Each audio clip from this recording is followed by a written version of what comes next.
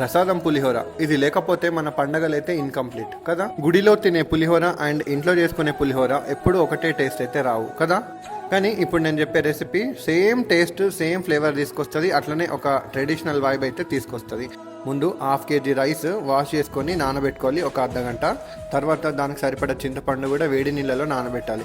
ఇప్పుడు చేస్తున్న ఈ పులిహోర పొడి ఇదే మెయిన్ రోలు పులిహోరలో. ఫస్ట్ దీనికోసం మనము ప్యాన్ వేడి చేసుకొని ఒక 1/2 టీ స్పూన్ అయితే మెంతులు అండ్ మిరియాలు అయితే ఫ్రై చేసుకోవాలి. అట్లనే ఒక టేబుల్ స్పూన్ మినపప్పు, శనగపప్పు అండ్ కొన్ని ధనియాలు ఇవన్నీ వేసుకొని రోస్ట్ చేసుకోవాలి. లాస్ట్ ఒక టీ స్పూన్ నువ్వులు ఇవన్నీ డ్రై రోస్ట్ చేసుకొని మిక్సీలో వేసుకొని పొడి మంచిగా ఫైన్ పౌడర్ అయితే చేసుకొని పెట్టుకోవాలి.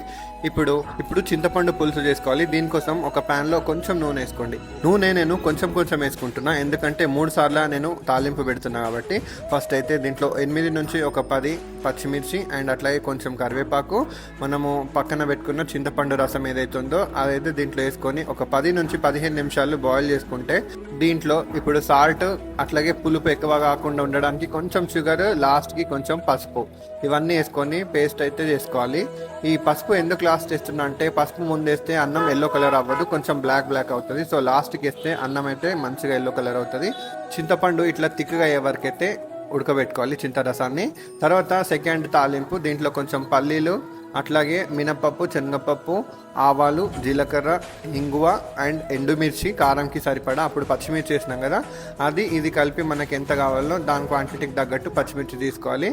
అట్లాగే పైన నుంచి ఫ్రెష్ కరివేపాకు ఇవన్నీ వేసుకొని లైట్ గోల్డెన్ కలర్ అయ్యే వరకు అయితే ఫ్రై చేసుకొని పక్కన పెట్టుకోవాలి. ఇప్పుడు లాస్ట్ తాలింపు, దీంట్లో జస్ట్ ఒక టేబుల్ స్పూన్ ఆయిల్ వేసుకొని దీంట్లో పసుపు వేసుకొని అయితే ఫ్రై చేసుకోవాలి. వీటినన్నిటిని ఇప్పుడు అన్నం పొడిగా చేసుకొని అన్నం ఏదైతే మనం చేసుకున్నామో దాంట్లో నుంచి ఫస్ట్ అయితే ఈ పసుపు వేసిన నూనె ఉంది కదా ఇది వేసుకొని మంచి కలుపుకోవాలి. దీని తర్వాత మనం చేసుకున్న మెయిన్ పౌడర్ ఉంది కదా పులిహోర పౌడర్, అది కూడా దీంట్లో వేసుకొని మంచి కలుపుకొని దాని తర్వాత ఆ చింతపండు పులుసు ఏదైతుందో అది కూడా వేసుకొని కలుపుకోవాలి. ఇవన్నీ వేసిన తర్వాత లాస్ట్కి మన పల్లీల తాలింపు ఉంది కదా అది కూడా వేసుకున్నామంటే చాలు. ఒక 1/2 అవర్ దాన్ని అట్లాగే వదిలేసి పక్కన పెట్టినామనుకో పులిహోర ఫ్లేవర్ అయితే అద్రిపోతుంది.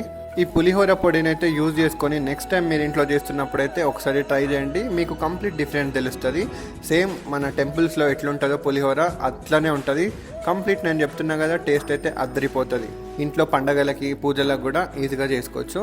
సో పులిహోర ప్రాసెస్ మీకు నచ్చుంటే మాత్రం వీడియో లైక్ చేయండి, అట్లాగే కామెంట్ చేయండి, షేర్ చేయడం మర్చిపోకండి, సబ్స్క్రైబ్ చేసుకోవడం అస్సలే మర్చిపోకండి. అండ్ థ్యాంక్ యూ వీడియో చూస్తున్న వాళ్ళందరికీ. అండ్ మళ్ళీ ఒకసారి హ్యాపీ ఉగాది అందరికీ.